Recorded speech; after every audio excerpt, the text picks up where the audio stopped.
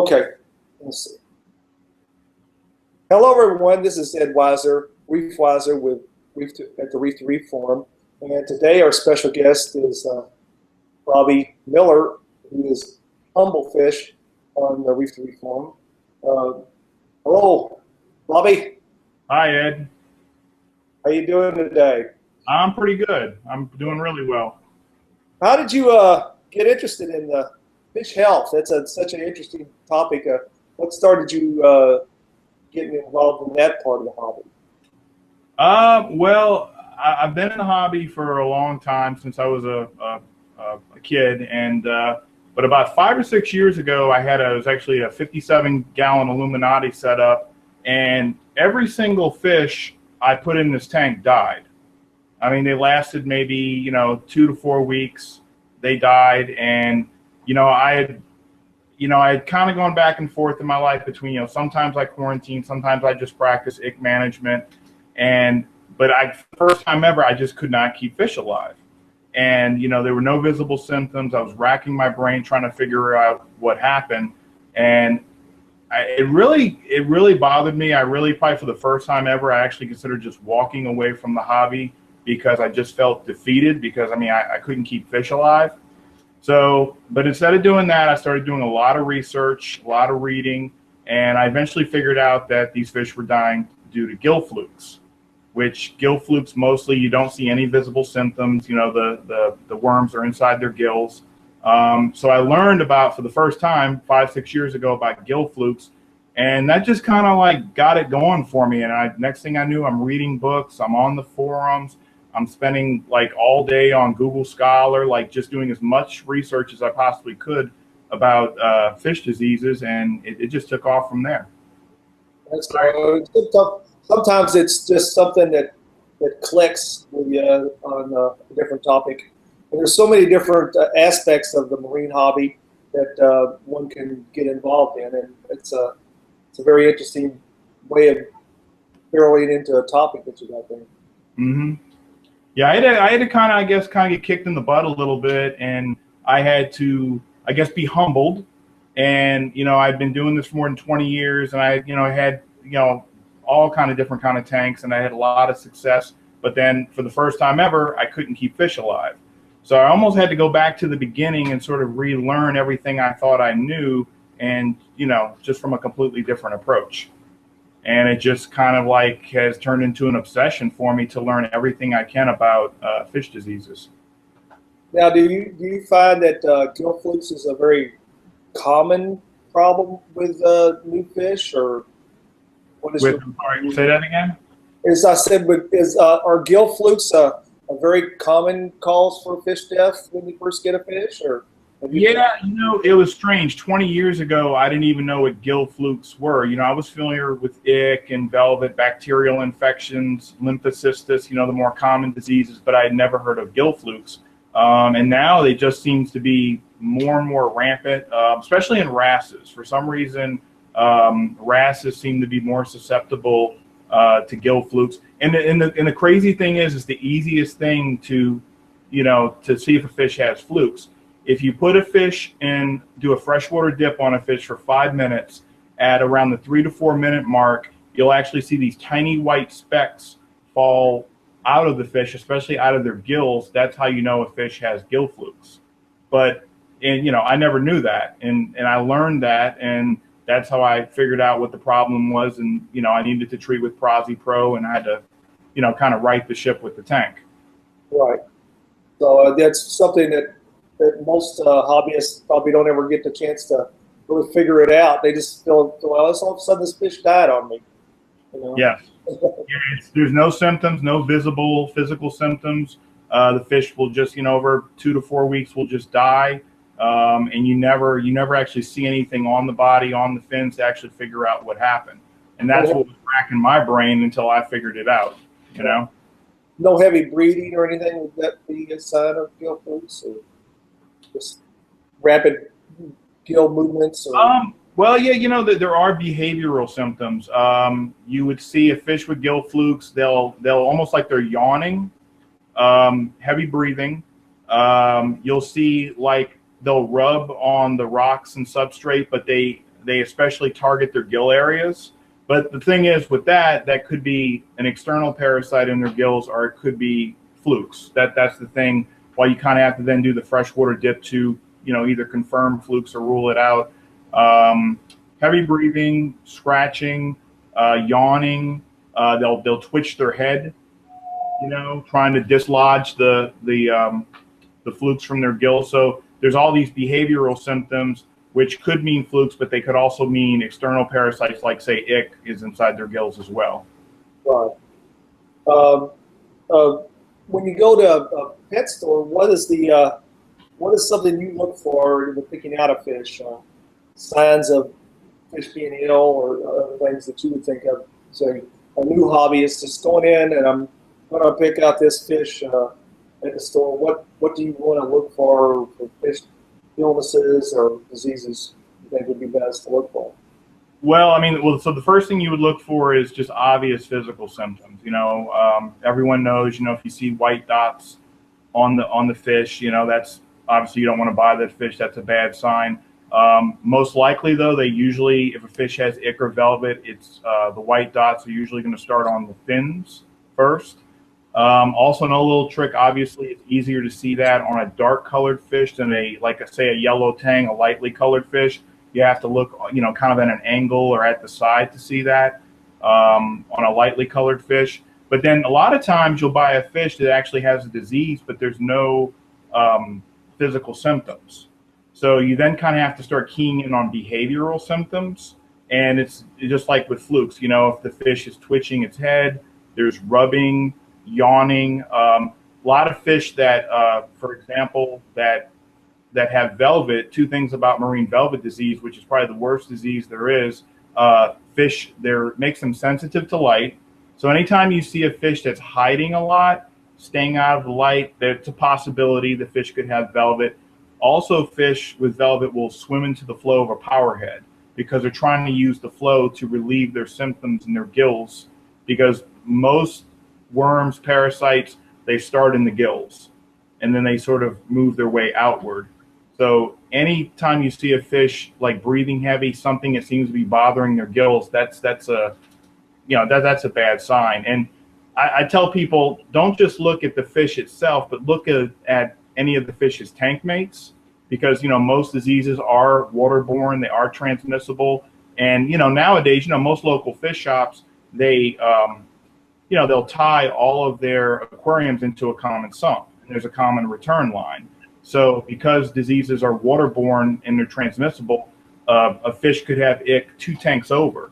But if all that water is all flowing together, then that disease you're going to have cross-contamination, and you're going to have a disease in another tank. So the fish you're looking at might be fine, but if a fish 2 tanks over isn't, and all the tanks are plumbed together, then there's a good possibility that fish is going to eventually have the same disease. Right. I always look at fish in the whole system, because a lot of times you'll get a whole shipment. Right. And so you want to see what they've got, the whole shipment looks like, because they might have been exposed to the same water in the distributor ship that they came from. Exactly. Because usually most pet stores only deal with maybe 1 or 2 fish distributors or coral distributors. Mainly, they don't deal with a whole bunch of them. They'll just get 1 or 2 accounts, and then they'll just work off of that.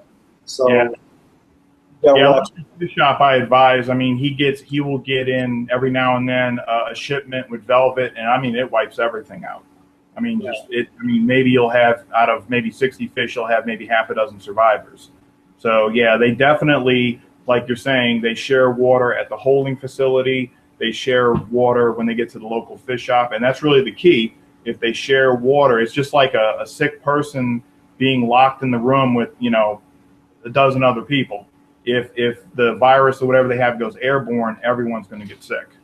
Like having when you have kids and they get sick, you get sick too. Exactly. Everybody's sick. Oh yeah. That's what signs when you're in your home aquarium, when we get them home and we're looking for in the QT.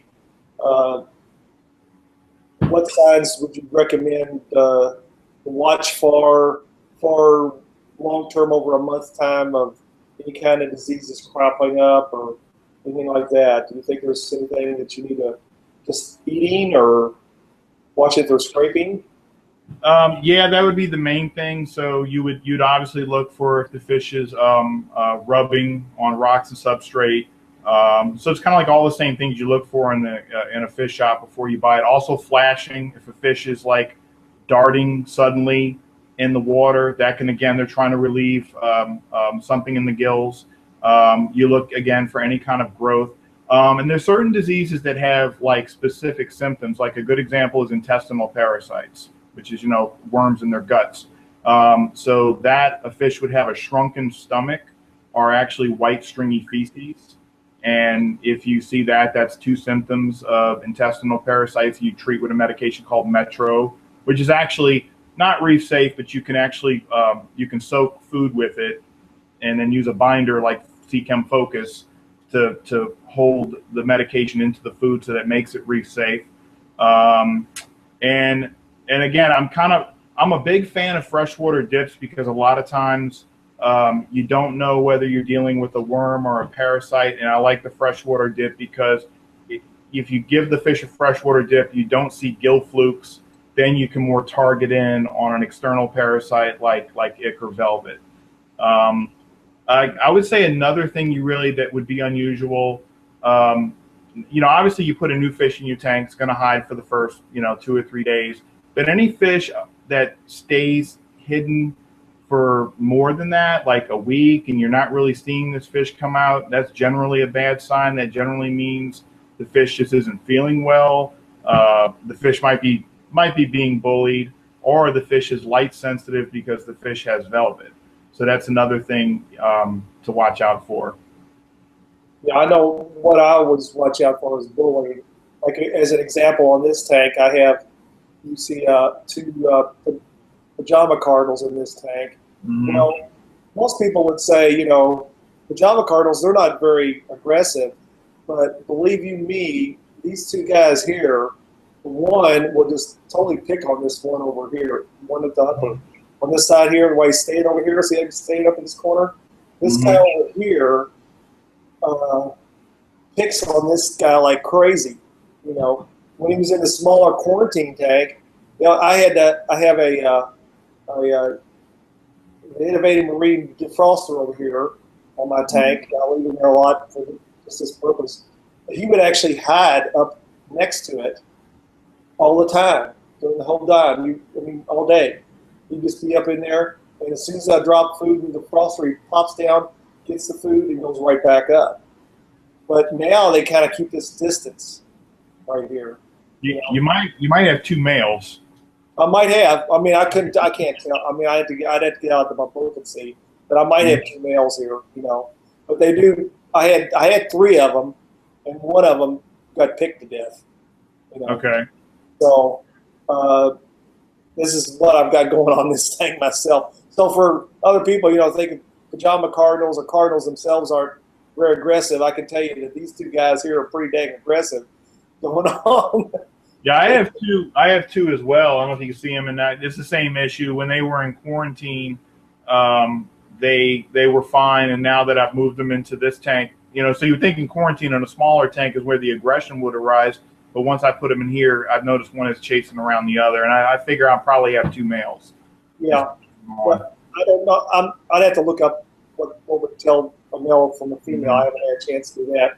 But at this right now, they're not really hurting each other. Because I worry about this fish over here all the time, being sick. But he's taking care of himself. When I get the food out there, if I'm feeding a frozen food or feed a pellet food, he'll go out and get his food. Because I'll feed those little bitty Blue Arrow pellets. They love those things. But I'll drop one in at a time over their heads, and they'll get the food. They'll pop down and get it. So that's one thing I always find, and especially if you're trying to get 2 or 3 fish through one quarantine tank, is make sure you don't have aggression going on, and that can add a whole other layer to the fish disease problem. Oh, definitely. Yeah, I mean, in quarantine, what I like to do is you've seen people how they use, I call them the PVC caves, the PVC elbows. And I find if each fish in quarantine has their own, their own PVC cave, it alleviates a lot of the aggression because they've got their own little nest, home, whatever. And as long as the other fish stays out of their cave and sticks to their cave, that does alleviate. I knew a guy one time, he had I want to say it was like a 26-gallon quarantine tank, and he must have had 20 fish in this thing. And he probably had about 10 or 15 these PVC elbows. I mean, they were actually stacked one on top of the other. And I mean, he was treating for ick, and he went fallow for 72 days, and he made it work. Mhm. Yeah. Yeah. It's, we say quarantine, but I know a lot of people might not do a quarantine mainly because of the logistics of it all. You Mm-hmm. know, and that's, well, I want to put 10 fish in this tank, and I always say, take it slow. This is not a, this is not a short-term hobby. You want to take your time and put fish in there. Just buy one fish, and just deal with that one fish. Don't try to buy 10 fish and put it in your quarantine tank or in your tank itself. The best to go really slow, Oh with it. yeah, exactly. I mean, and it never ends. I mean, I think some people, they get like in their mind that, well, okay, this is my stocking list. But you know as well as I mean, you get to the finish line, and then there's another fish that you want, and I know people that will rehome fish, sell fish, trade fish. It's something that you're always looking for the next fish for your tank. Right.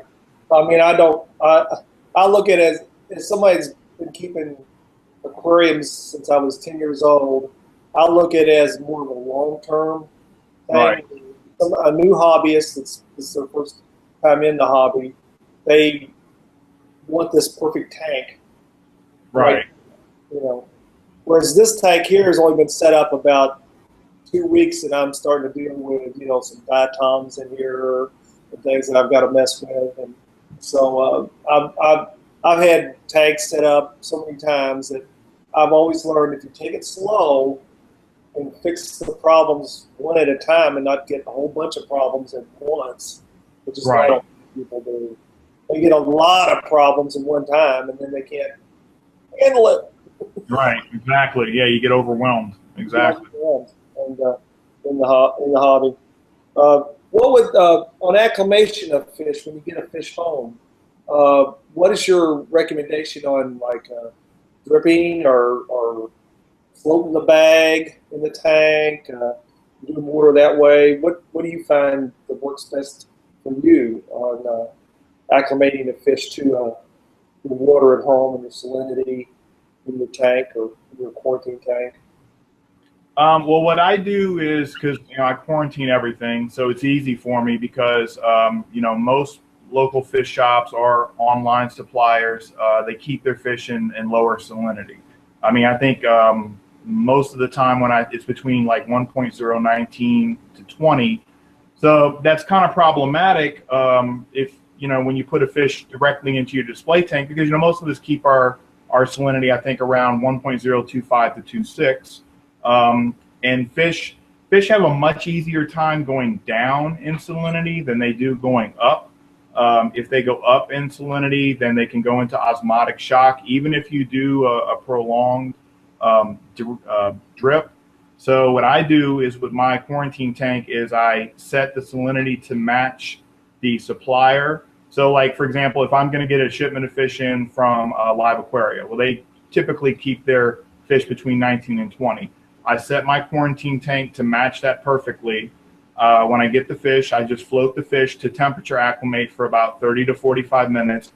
Open the bag. I double check the specific gravity in the bag to be sure it matches my quarantine tank. And if it does that, I just add them right in.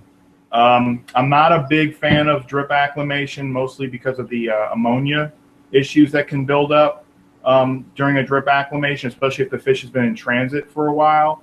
So I really prefer to float and release. But the only way you can really do that is by really utilizing a quarantine tank and matching the salinity. You float the bag, the temperature acclimate, and then just release the fish. Right. Um, And then once I get the fish in quarantine, you know, for the first 24 hours, I just leave the fish alone.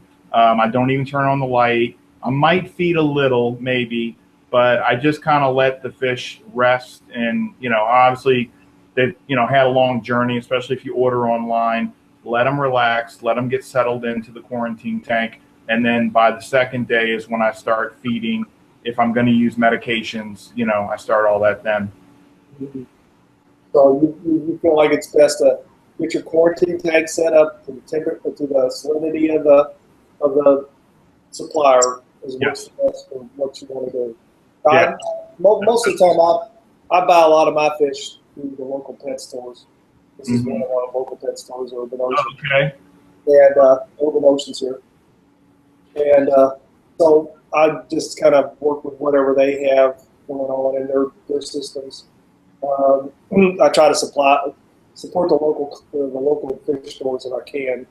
Right. So, um, you know, in that case, a lot of times I just do a drip acclimation since that's not going to be that long a period of time, you know, and it's just. And if you're going to do a drip acclimation, that's fine. But if the fish has been in transit for a while, I just tell people, you know, maybe take like a little squirt of Amquel or Prime or something to neutralize any ammonia that's in the water. That's the best thing to do with drip acclimation. But I mean, I've even found even fish, you know, that I've done like a 1.5, 2 hour drip acclimation. If there's a huge difference in salinity, I've noticed that fish, if I put them in quarantine and then they seem to struggle for a few days with that.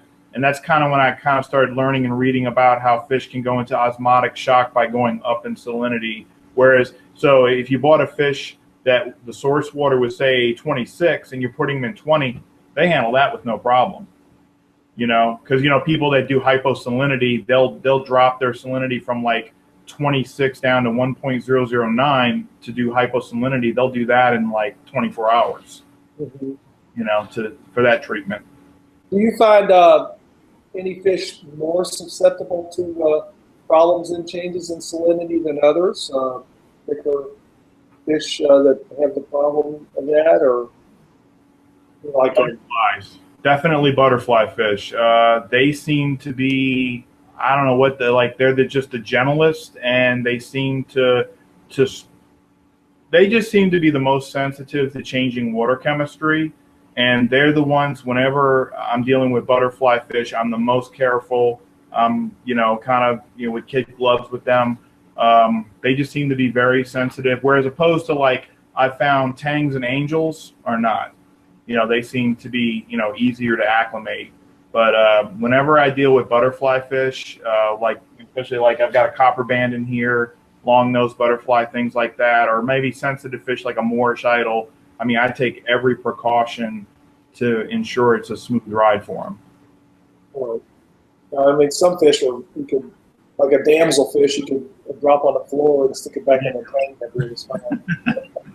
Yeah, actually, before the podcast, I actually was feeding this tank, and this yellow flanked wrasse actually jumped out of the tank. I was feeding, and I don't know if I actually hit him with the spoon. I was feeding live blackworms. He actually jumped out of the tank, jumped into my hand, and I threw him back in the tank. And like 5 minutes later, he's eating blackworms. You know, wasn't even phased by it. So yeah, wrasses are pretty tough too. They're pretty tough. I used to have a Christmas wrasse years ago that he just loved. I used to have the would hang on the back wet dry filters on the back of the tank, Mhm. and man, every morning I'd come in to check the tank, and he'd be laying there on the filter pad alive because water was just pouring over him. I just pick him up and stick it back in the tank. Yeah. He was just always doing that type of as well. Wrasses are tough. I don't know if it's their body shape or something, but yeah, they can hit the floor, they can jump all over the place, and they're tough fish. Yeah, they're tough fish. So I'm glad that we had this talk, Bobby, and Yes. this has been a great discussion on to get started on the Dr. Fish show. And I hope we'll get back with you soon, and we'll talk about other fish diseases and other problems that people have with their fish tank. So glad to see you. Thank you, Ed. Okay. Bye bye. Bye bye.